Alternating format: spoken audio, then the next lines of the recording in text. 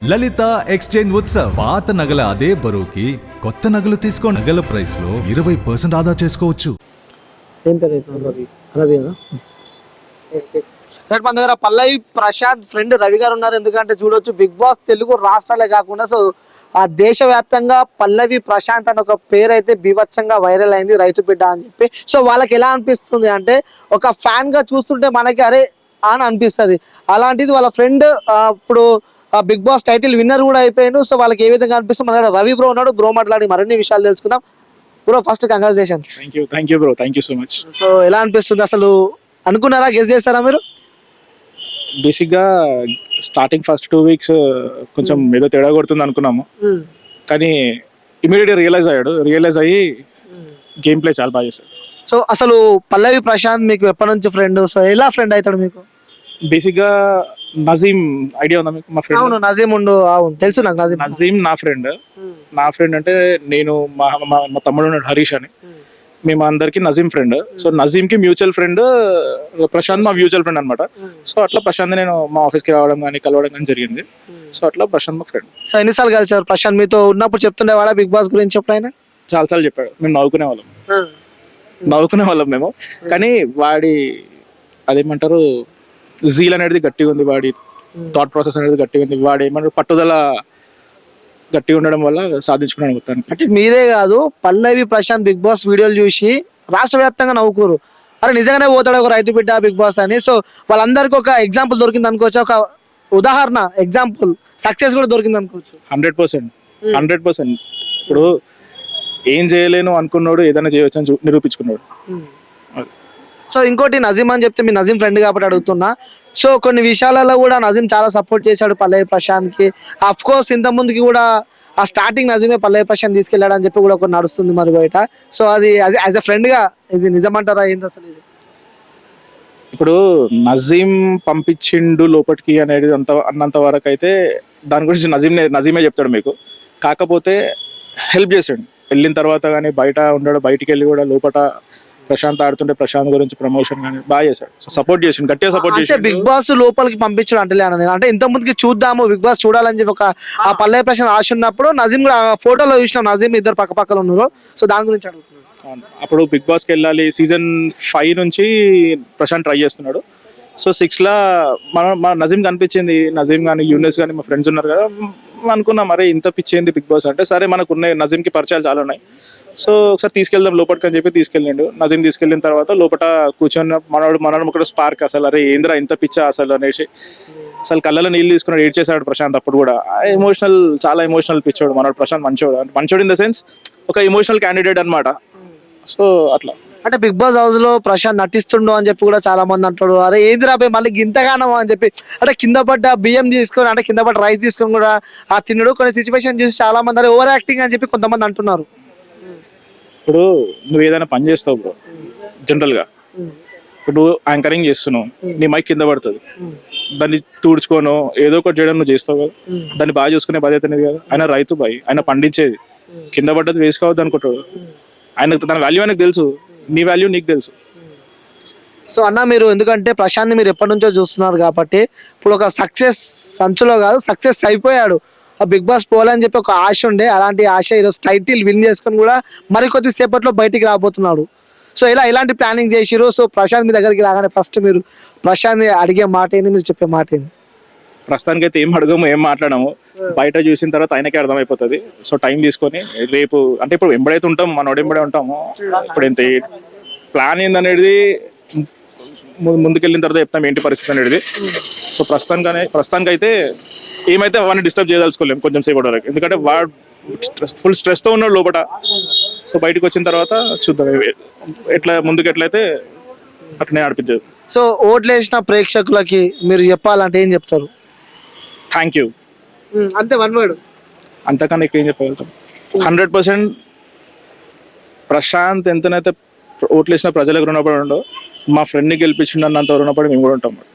So ఇంకోటి, గెలిచిన పైసలతో కూడా బయటకు వచ్చే రైతులకు కానీ ఆపద ఉన్న వాళ్ళందరికీ హెల్ప్ చేస్తా అని చెప్పి కూడా ప్రశాంత్ చెప్పడం జరిగింది. సో నిజంగానే అవన్నీ ముందు చూడొచ్చా లేకుంటే ఏందంటారు అసలు? వెళ్ళే ముందు కూడా అదే మాట చెప్పిండు, వెళ్ళిన తర్వాత కూడా అదే మాట చెప్పిండు.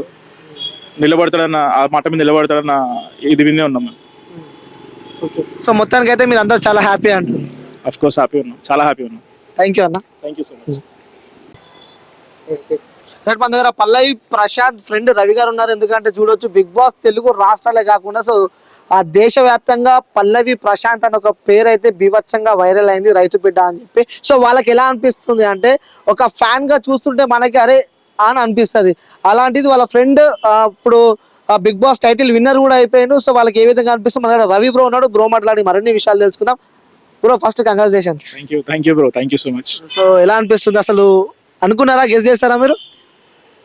బేసిక్గా స్టార్టింగ్ ఫస్ట్ 2 weeks కొంచెం ఏదో తేడా కొడుతుంది అనుకున్నాము, కానీ ఇమీడియట్గా రియలైజ్ అయ్యి గేమ్ ప్లే చాలా బాగా చేశాడు.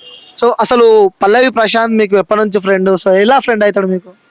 బేసిక్గా నజీమ్ ఐడియా ఉందా మీకు? మా ఫ్రెండ్ అవును, నజీమ్ ఉండు. అవును, తెలుసు నాకు నజీమ్. నజీమ్ నా ఫ్రెండ్ అంటే నేను మా తమ్ముడు ఉన్నాడు హరీష్ అని, మేము అందరికి నజీమ్ ఫ్రెండ్. సో నజీమ్ కి మ్యూచువల్ ఫ్రెండ్ ప్రశాంత్ మా మ్యూచువల్ ఫ్రెండ్ అనమాట. సో అట్లా ప్రశాంత్ నేను మా ఆఫీస్ కి రావడం కానీ కలవడం కానీ జరిగింది. సో అట్లా ప్రశాంత్ మా ఫ్రెండ్. సో ఎన్నిసార్లు కలిసారు ప్రశాంత్? మీతో ఉన్నప్పుడు చెప్తుండేవాడా బిగ్ బాస్ గురించి ఎప్పుడైనా? చాలాసార్లు చెప్పాడు, మేము నవ్వుకునే వాళ్ళం మేము.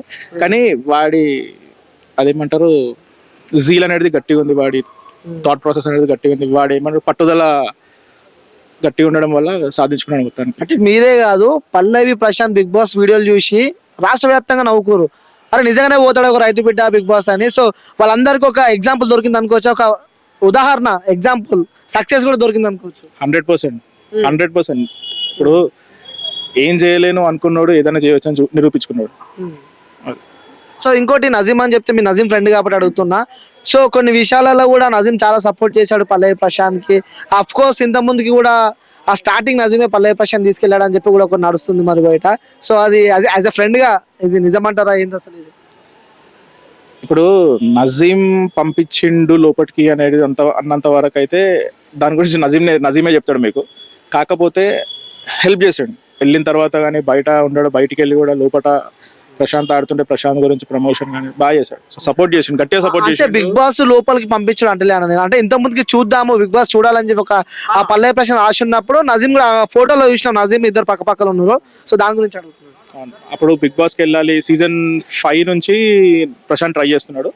సో 6లా మన నజీమ్ కనిపించింది, నజీమ్ కానీ యూనిస్ కానీ మా ఫ్రెండ్స్ ఉన్నారు కదా, అనుకున్నాం మరే ఇంత పిచ్చేంది బిగ్ బాస్ అంటే. సరే మనకు ఉన్నాయి, నజీమ్కి పరిచయాలు చాలా ఉన్నాయి, సో ఒకసారి తీసుకెళ్దాం లోపలికి అని చెప్పి తీసుకెళ్ళిండు. నజీమ్ తీసుకెళ్ళిన తర్వాత లోపల కూర్చొని మనోడు ఒకటి స్పార్క్, అసలు అరే ఏంద్రా ఇంత పిచ్చా అసలు అనేసి అసలు కళ్ళలో నీళ్ళు తీసుకున్నాడు, ఏడ్ చేశాడు ప్రశాంత్. అప్పుడు కూడా చాలా ఎమోషనల్ పిచ్చాడు మనోడు ప్రశాంత్.